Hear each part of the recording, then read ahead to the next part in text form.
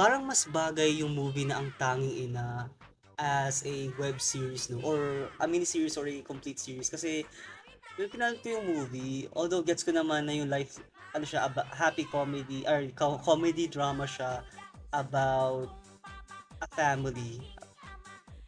At ang daming life lessons about Filipino families struggling in the Philippine economy. It's a, ano eh, may masyadong rushed eh. Maraming plot points maraming plot points na nawala. Tapos, or masyadong rushed. Tapos, may yung mga anak, may mga ilan dun props lang. Ma-explain later.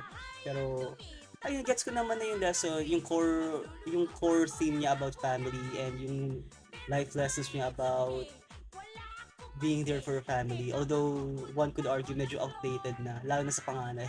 Kasi nandun pa rin siya sa pamilya. Hindi siya maka-move on to build a life or to build a family with his girlfriend.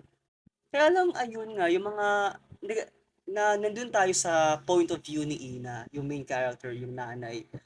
Pero talagang ano siya eh, masyadong talagang mabilis siya kasi malamang movie.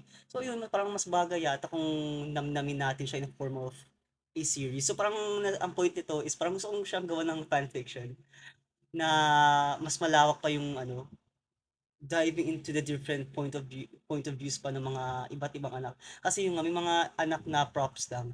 Like halimbawa, hindi ko alam kung ano yung papel or personality nung isang anak niya na si Sixto yata pangalan. Si Juan, yung panganay, played by Marvin Agustin. Magsimula tayo sa kanya.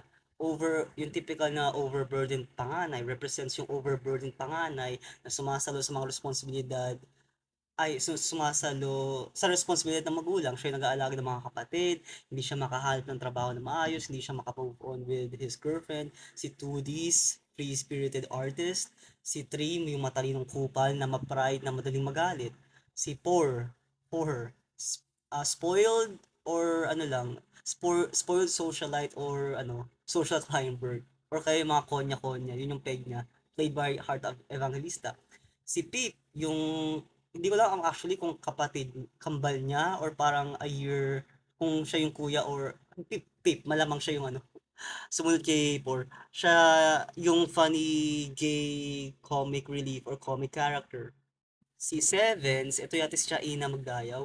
Siya yung demure na parang si 3D na matalino pero more subdued, more demure, more dalagang Pilipina.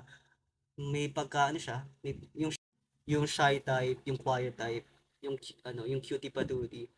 Sumunod sa kanya, sino to? Si Kate, yung ano, yung dating artista, yung child artist na wala na yata sa Pilipinas. Siya yung ano, tomboy ata na makulit.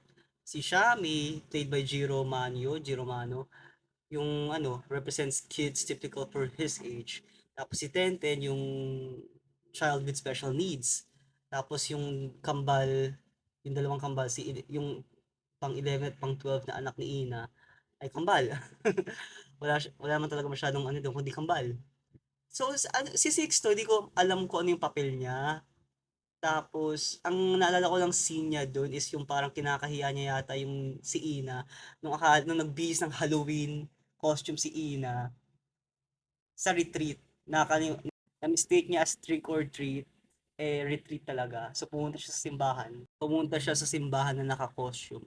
So, ayun, gusto ko lang, maganda kasi yung, na tumatak sa akin yung movie nung first time ko napanood yun. Comfort watch ko siya. Tapos, ang ano lang eh, ngayon pinapanood ko ulit siya as an adult. May ku, parang gusto ko sana pang ano, lawakan yung kwento. May something there. Eh. So, ayun, parang sarap siya gawa ng fanfiction.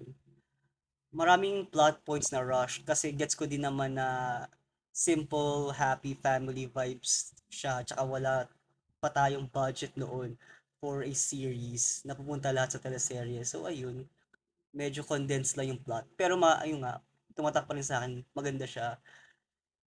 At sana sana i-revisit ulit ng ano to, ng film industry. Ganda eh. Na also ano, gawin siyang medyo modernized kasi may mga parts doon na medyo toxic. Like yung si Ina, love natin siya pero umaasa siya sa panganay niya to carry some of the burden.